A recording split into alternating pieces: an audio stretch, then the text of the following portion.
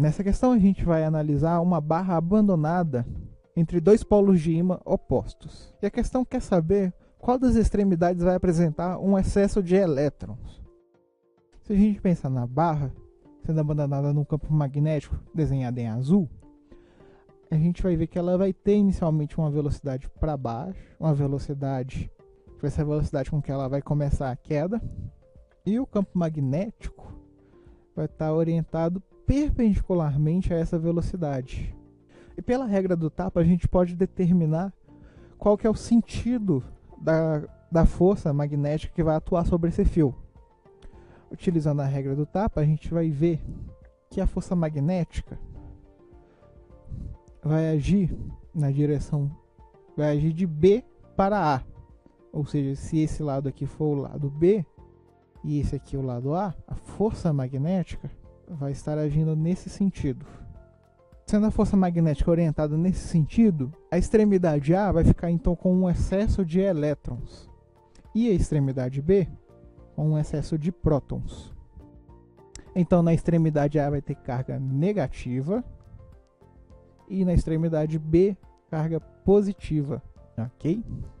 Já na letra B a gente tem que analisar quando uma espira gira no campo magnético uniforme gerado entre esses dois polos. E a gente tem que explicar por que a corrente induzida nessa espira muda de sentido 2 vezes por rotação.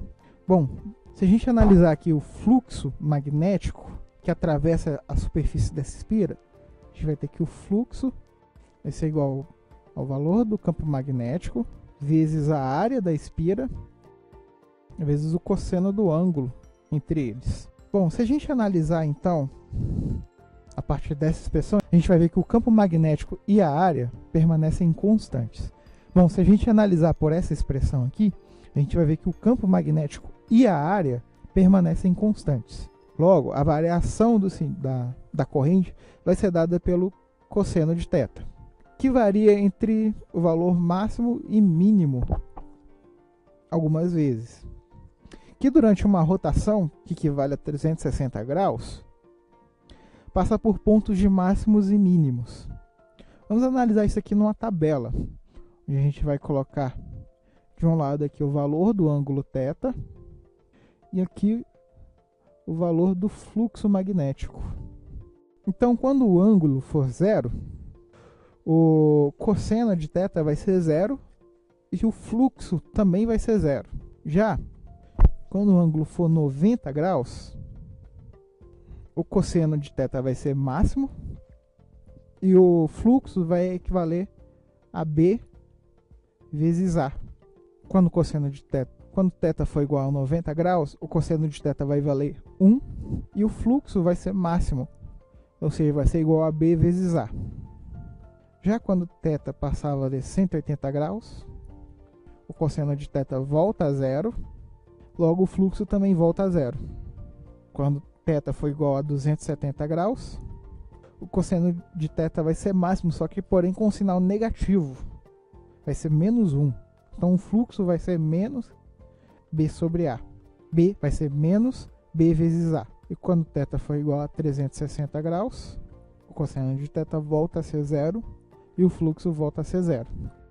Bom, analisando aqui a gente vê que o fluxo ele varia do valor mínimo ao valor máximo, volta para o valor mínimo e depois volta para o máximo, só que agora é o máximo negativo. Logo, a corrente elétrica gerada nessa bobina vai ser contrária à variação do fluxo. Então, se o fluxo começa a crescer para valores positivos, a corrente vai ser contrária a esse fluxo. Já quando o fluxo começa a aumentar, só que agora no sentido negativo, a corrente também vai ter que inverter o seu sentido para ser contrária a essa variação de fluxo. Logo, isso explica porque a corrente varia 2 vezes por rotação, porque numa rotação completa, o fluxo muda entre o máximo positivo e o máximo negativo.